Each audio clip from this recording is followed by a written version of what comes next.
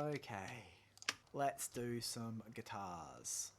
So the guitars on this were my Framus Cobra, which you can see behind me there, through that orange cabinet, with just an SM57 on it, an 808 pedal, and the guitar would have been my Ibanez with the Misha Mansour bare knuckle pickups, the first ones, Juggernauts. And it's an okay guitar recording. It was really scooped. So they ended up sounding like this.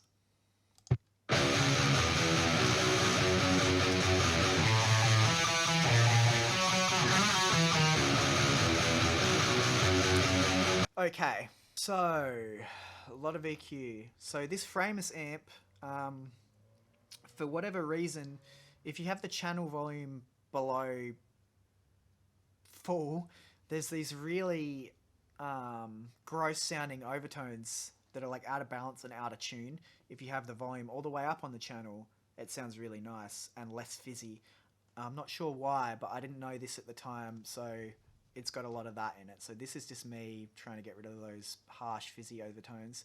And there's just a dead spot in my cabinet here, so often I'll just boost that back in. You can see it there on the spectrum analyzer. Like, I want it there because I want to get as much. I want these guitars to have as much chance as they can to fight through the mix, because this mix is very dense. I think on the way in I did a low pass filter, like, I don't know, up to 10k or something, which is what I always used to do, which is, I don't like that. I wouldn't do that now. I like all that spitty high end you can hear of, like, in the tubes. So this is just me trying to add that back in. This is with it. Without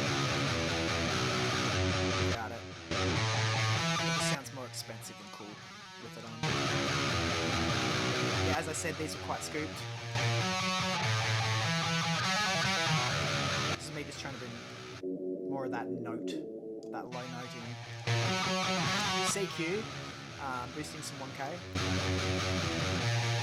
Just have the note a bit more distinguishable. And this is something I don't normally do, but I saw Andrew Wade do this once actually. Is just, instead of using a compressor on the guitar, is using this. So each time a guitar part comes in, this pops open.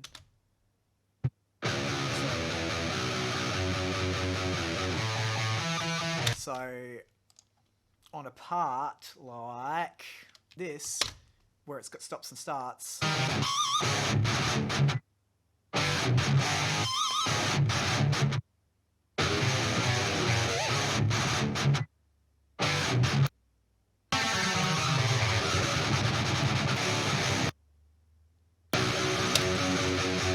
it's got that cool burst of air coming in. That clicky sound isn't part of it. Those are just some really bad edits.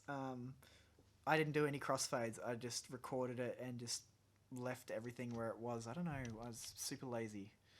Okay, and then I've done more processing of the guitars on the guitar bus. So just some high end there. I'm just going to play... Let's play this. Necessary. Some more of this cool low end. Again, it was too scooped. Okay, so the tube screamer that I had would distort this area too much, and it would kind of make that area sound weird when you had the tone in the middle. So I often have to do that because it just sounds weird in that area.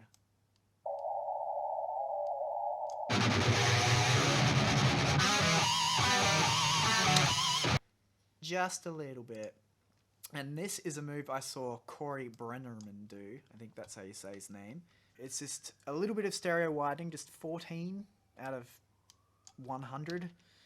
And I mainly did it because it just makes the guitars sound louder without having to turn them up. Sounds like and of course puts them out a bit further out of the way of the center, out of the vocals. And this is just me adding some beef dynamically. I just really wanted to get some cool chunk out of these guitars. I'll show you that.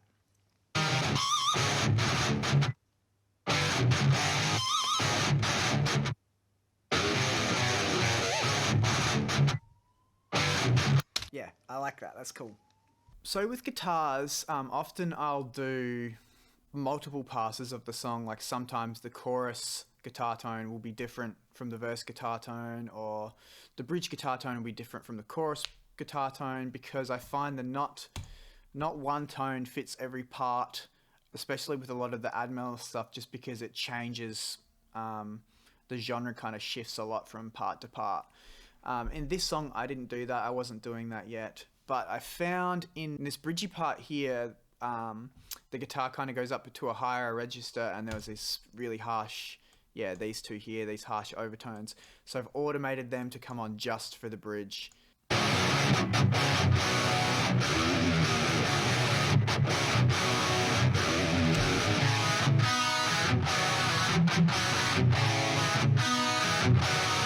Yeah, that's the part it's bad on. So if I turn that EQ automation off, and so you can hear what I'm talking about there.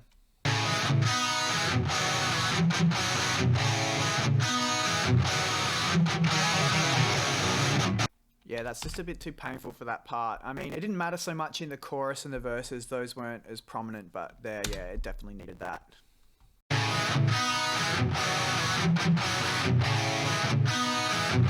One other thing you can probably see is I'm doing a lot of automation on the guitar bus, just whenever I do a Widley part, because all the Widley parts, it's in a higher register, and those higher registers just don't seem to take up as much frequency bandwidth.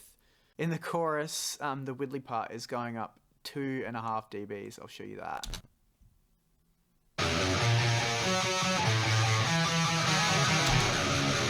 Yeah, that isn't making it sound more even sounding, but I just wanted that part to pop out a bit more in the mix. So.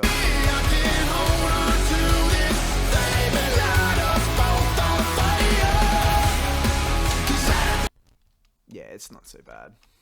Okay, and then these are another set of guitars in the chorus, which are just playing octaves, and I think these were an amp sim. I don't know what they were, but nothing interesting. They're panned out less than the rhythms. They have delay on them. Don't know what the source of that was either.